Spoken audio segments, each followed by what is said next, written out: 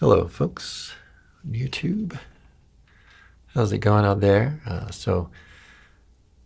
Thought I'd talk today a little bit about just guitar and maybe give my take on some things that I've come across on the internet recently. Maybe talk about some of the shorts that I've done and some of the things I'm working on. I guess I'll start out by mentioning that I just finished writing out the arrangement for a Misty video. I hope that can come out pretty soon. So I think the chord melody is gonna be pretty good and accessible. So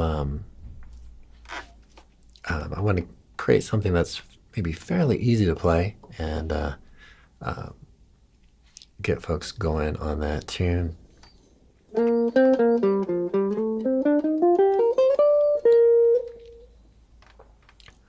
So I released a podcast on that tune and doing a basic rundown on the chord changes for that. And so check that out if you haven't already. But I kind of went over some of the chord changes, and that's such a huge thing in improvisation, is to have an understanding of chord changes and tonalities and things and key signatures, to be kind of able to negotiate some of the changes, because in a sense it becomes pretty difficult to just stay in one guitar pattern or something when it comes to standards or a lot of jazz repertoire. So being able to move and make those shifts through circle of fifths and all that. And so that's what I'm here to talk about here today. If anyone has any questions out there on Misty or kind of your quest to work at guitar, jazz guitar, or just improvisation in general. So let me talk a little bit about a few things that I've come across this week. So I saw a video about fingerings recently, and so maybe I'll talk a little bit about that. I would say, kind of for the most part, I would recommend playing one finger per fret. And then there are sometimes when it might be helpful to stretch. For example, I was just reviewing a little bit of "Go Get It" by Pat Metheny, and a lot of things work under within 4 frets. So that you can just do a little shift, and then you have these little that kind of works within 4 frets. Right.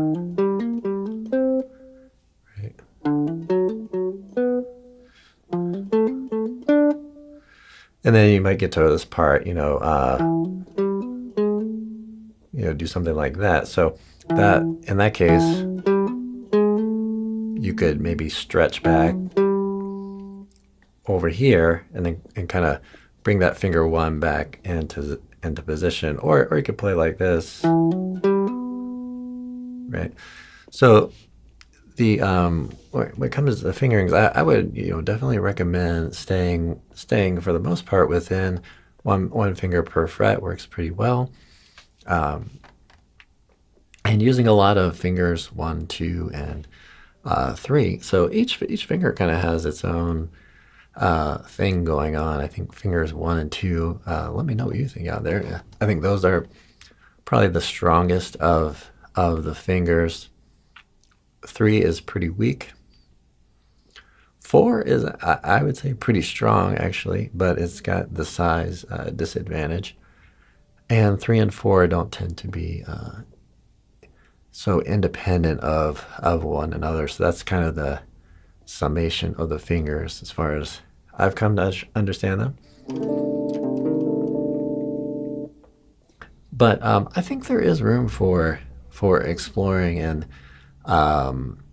practicing different things. But I find that most of the times I do play kind of one finger per fret. But finger 1 and 2 do stretch pretty nicely. And I think it's worth pursuing a little bit of exercise, maybe. But I wouldn't focus on that necessarily. So what I was doing there is just kind of stretching and doing kind of one finger per note, like in a diatonic sort of way, or in a key. But personally, for me, I think for what I'm kind of after, as far as style and everything, I'm not really too concerned about getting into that. There are times when I find that this kind of sound is pretty cool to do, like maybe some sort of triad with a little bit of a reach out, do like a major third, and then bounce back here for a third, so we get kind of augmented triad.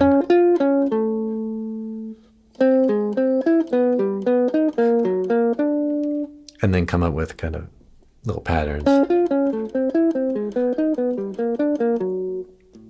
But you can do other things with that as well.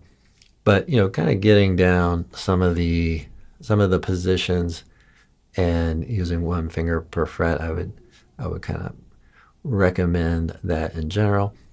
Although it's helpful, to kind of move over, do 3 notes per string. See if you can kind of branch out in between some of the notes and everything.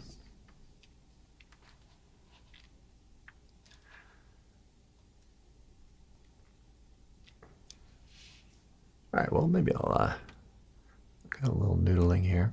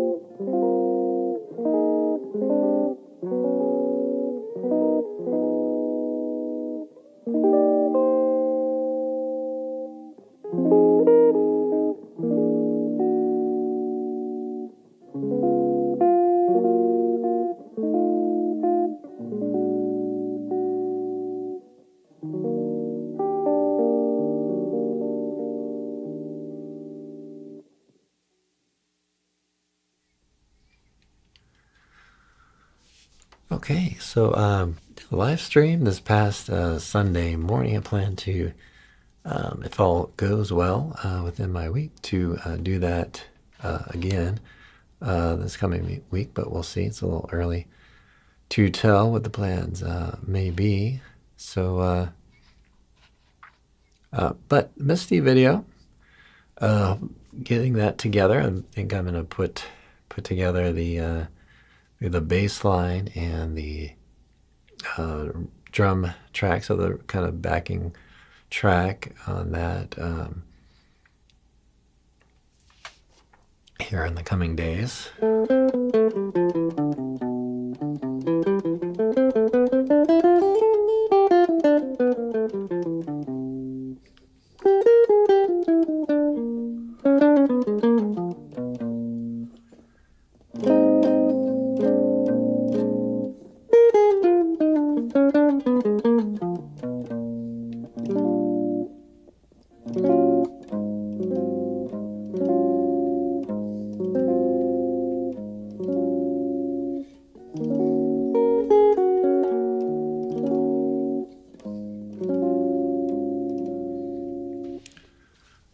Well, I have to say I don't know that tune, but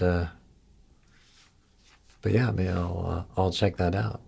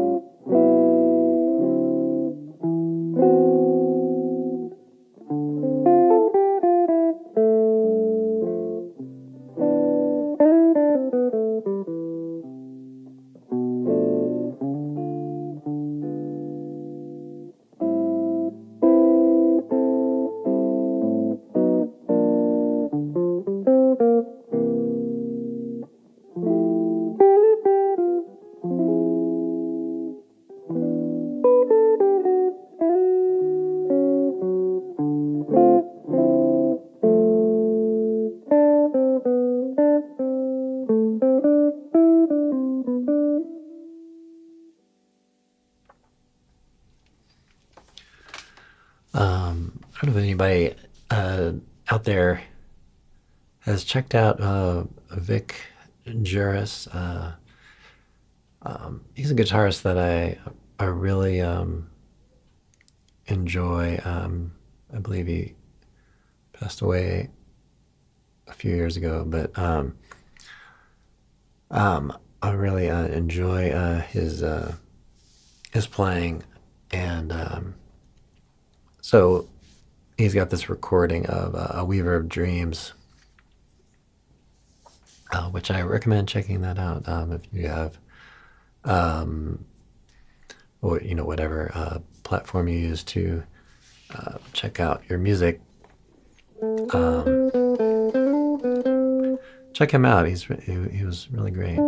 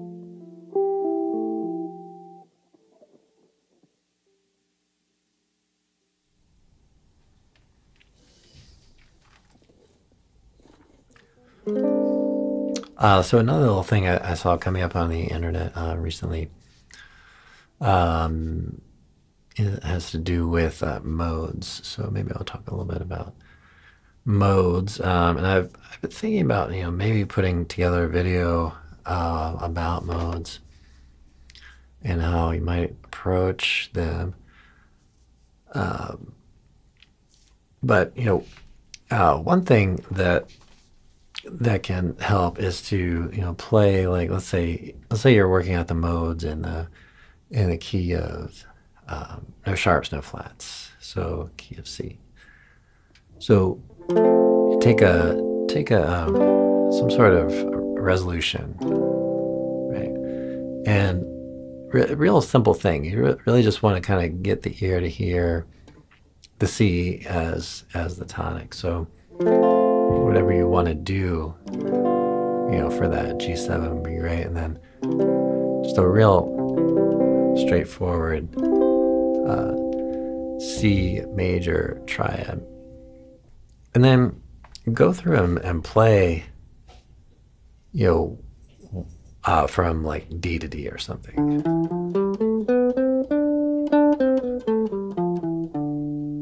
And you'll kind of hear this little kind of like tug on that note, if you will. So you'll have this little kind of feeling like about that first and last note, right? So, and then just try different modes and get a sense for what each one of those sort of sounds like, so do like, and keep it super simple as far as this part of it, just a nice 4-5-1, like no major 7, no 6 or anything, just play that, right?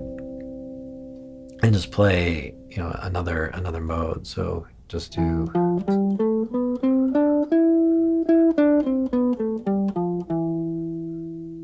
right, and then keep doing that through all of the 7 modes. So that's a really great, I think, exercise to get a sense for the modes and all that.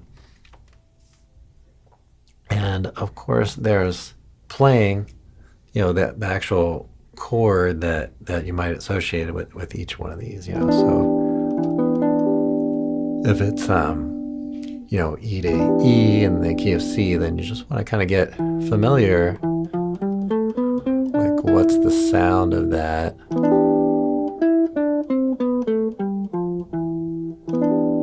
Right. So you can even play, each note individually, play this one.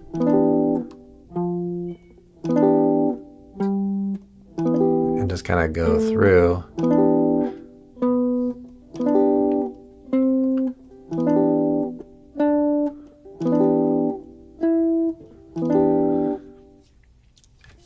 And kind of get that association between the chord shape and the mode shape, and try to not lose sight of that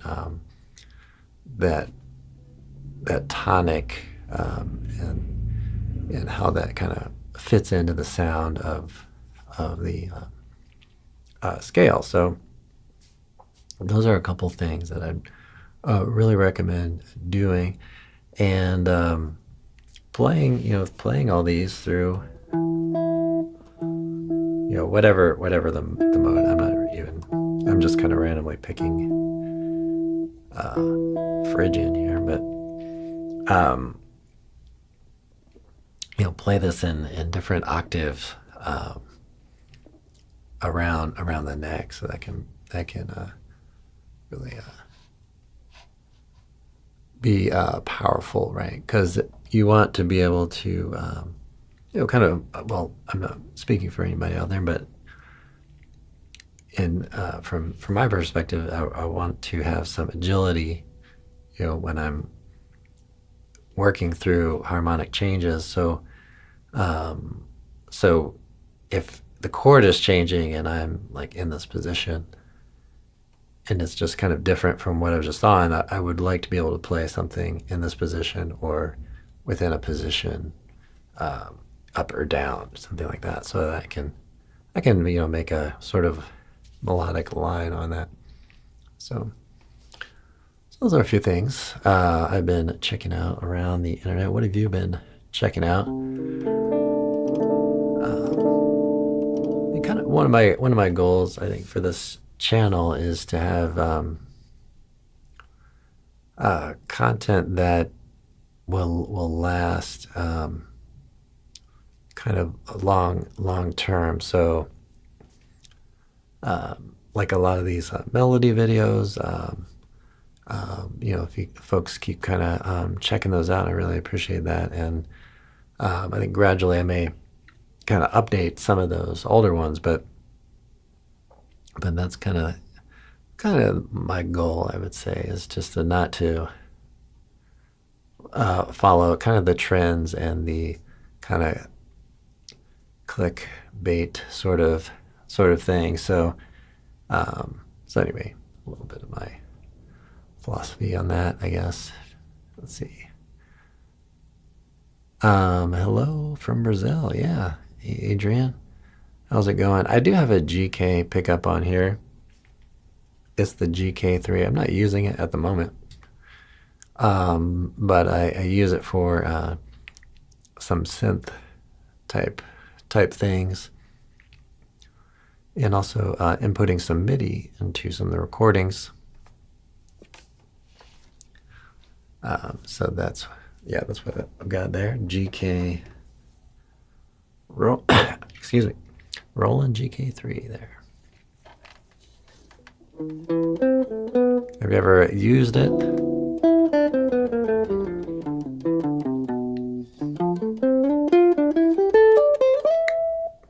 At the moment, and then I would say pretty much all the videos are through magnetic pickup. But I have some kind of cool visual virtual instruments that kind of show the notes that I'm playing. So I may bring that back out. So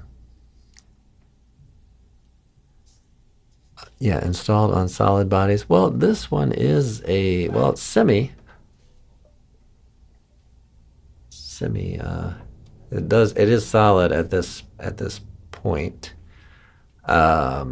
So, but it does have a solid piece of wood down the middle, I believe, which you can kind of see through there. I don't think that would show up on the camera,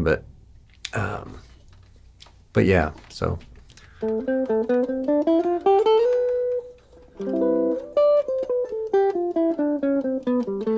But I like them. I find them pretty reliable.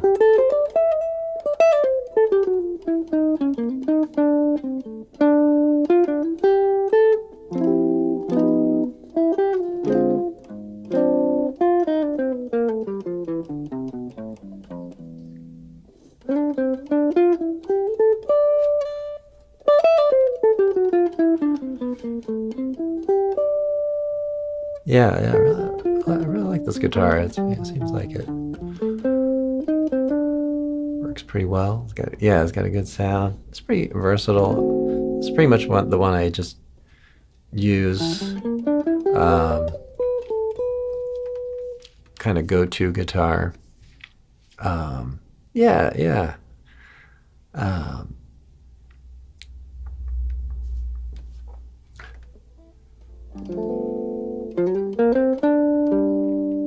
But I think you can do jazz on this pretty nicely, and But it the thing I like about this body style is I can do a lot of different types of sounds. So I when I do big band gig that I play, really it's a really quite a variety of tunes. There's even anywhere from Queen tunes to some 70s disco-ish things, and then but then a lot of the older, like, kind of Peggy Lee and classic jazz stuff. So I just I use this one on all that, and I was playing a little trio gig over the weekend, and so I brought this one, and we did some Schofield tunes, did Matheny tunes, and we did some what you might consider some of the fusion type tunes of the 70s, as well as some Brazilian tunes, Corcovado and some others, and I played Reverb Dreams there. So it just really does. Did some Coltrane, so it just covers everything really pretty nicely. So, all right, well, I'm gonna hang out for a few more minutes. So I'm not entirely sure this time of day is the best time to live stream, but I've tried a few times. So yes, this is original pickups on this one. Original pickups. I did take off the pick guard, and I took off. I have this cover somewhere, but I took it off for the mess around with the nut, and I haven't put it back on there.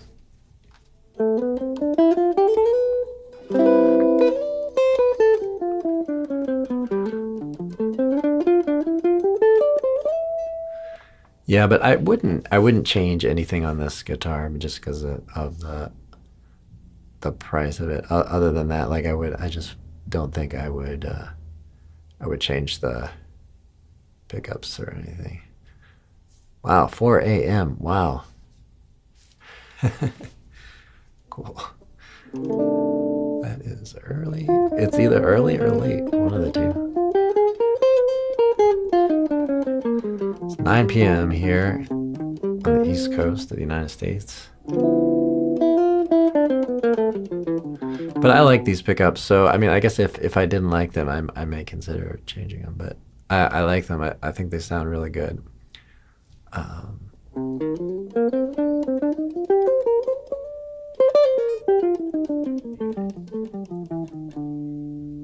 YouTube audio, yeah, thanks. I've struggled so much with trying to get audio to sound good on the internet and on devices. So, are you doing driving the signal into this live?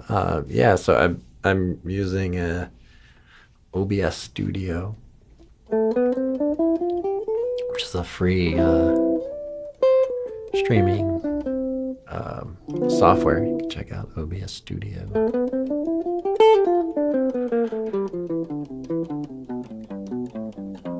But yeah, I've got an interface and stuff.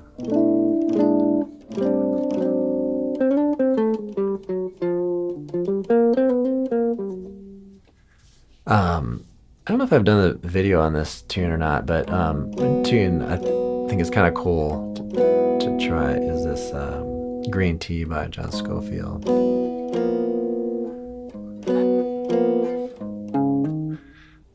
It has these really neat kind of like chords that you can do that that kind of, in a sense, they kind of clash, I think, but it just all, I think maybe because it happens so often, that It's just kind of works. I don't know. It's just a kind of cool tune, but and you get all these kind of like cascading, overlapping things. So thanks so much, Adrian. I really appreciate your comment on that because I actually I do work very hard to get audio. That's kind of my main priority, but I guess it would be as a musician. Christian Scott, brand year is this guitar? What year is it? I actually don't know the year. Probably could find out here.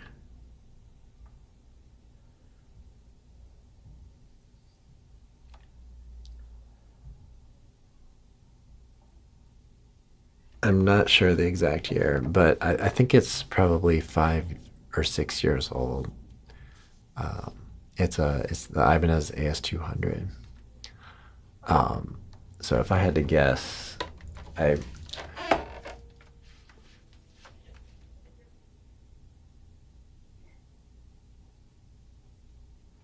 think it's a 2001, I believe. All right, everybody. But that wouldn't be right because I think I've had it longer than that. But